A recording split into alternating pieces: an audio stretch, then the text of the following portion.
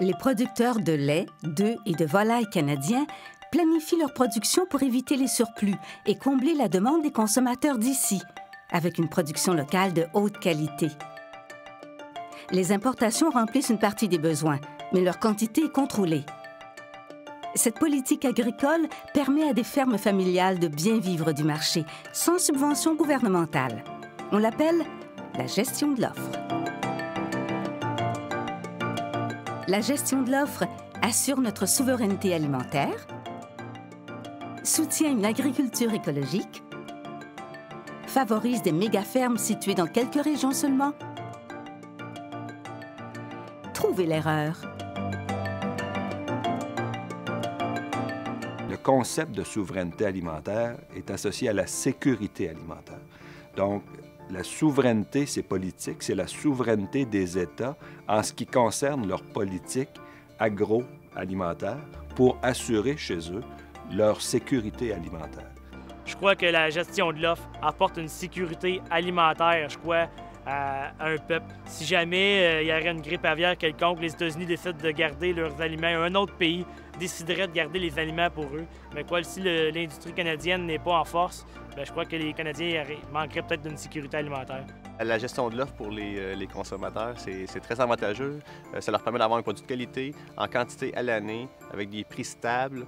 Puis en plus, les producteurs sous gestion de l'offre n'ont pas besoin d'aide du gouvernement, d'aide gouvernementale pour exploiter leur entreprise.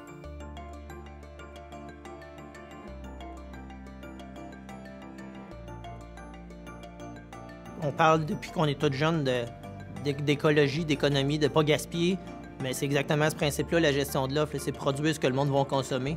Gérer la production selon l'offre, c'est un geste environnemental. Parce que produire des surplus qu'on va domper, parce que c'est l'expression sur le marché, qui fait s'effondrer les prix de tout le marché en question, c'est pas, d'un point de vue environnemental, un geste intelligent. C'est pas une façon de préserver nos ressources non plus.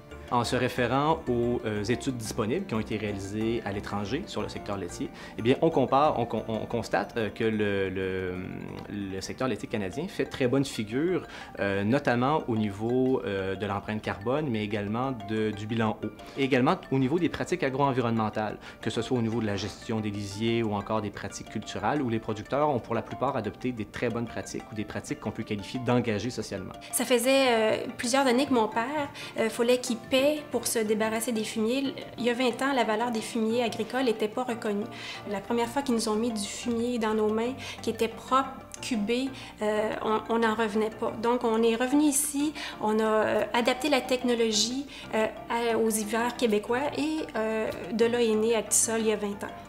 En fait, Actisol, le volet environnemental, on trouvait ça dommage que le fumier ne soit pas récupéré et on n'avait pas de terre agricole dans ce temps-là.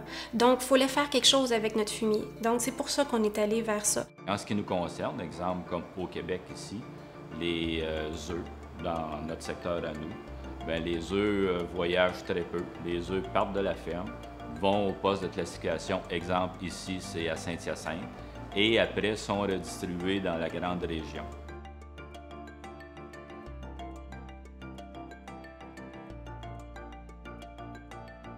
Si vous circulez à travers le Québec, vous allez voir des entreprises sous gestion de l'offre dans toutes les régions du Québec, que ce soit de l'Abitibi au Lac-Saint-Jean, dans le bas du fleuve.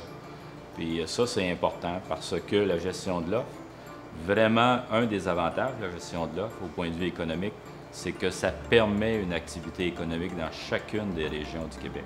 Ça, pour nous, c'est important. Ça fait vivre des communautés, ça fait vivre des écoles, ça fait vivre des entreprises en région. Puis si on n'avait pas la gestion de l'offre structurée de cette façon-là, beaucoup de régions au Québec en souffriraient. Il y a un mythe qui existe, hein, que la gestion de l'offre favorise les fermes à grande dimension situées dans certaines régions. Mais je pense que c'est vraiment un mythe.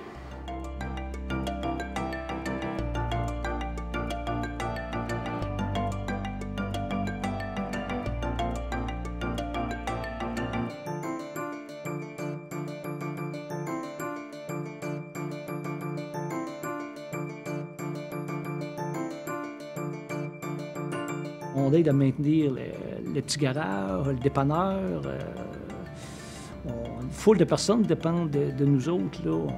On est des acheteurs d'intrants, là, énormément. Ça fait que beaucoup de... La petite coop ouvrière, la petite quincaillerie, qui est pas loin, là, on a quand même des bons clients. Là. Le fait qu'on soit sur le territoire, c'est très important parce qu'on occupe le territoire, on embellit l'endroit, vu qu'on travaille sur notre ferme. Où ce qu'il y a de l'agriculture, il y a de la vie. Fait que c'est bénéfique pour tout le monde. C'est donc une erreur de prétendre que la gestion de l'offre favorise des méga-fermes situées dans quelques régions seulement. La gestion de l'offre au Québec, c'est 7 288 fermes familiales, 42 % des recettes agricoles, une contribution au PIB de 7,19 milliards de dollars et 81 971 emplois.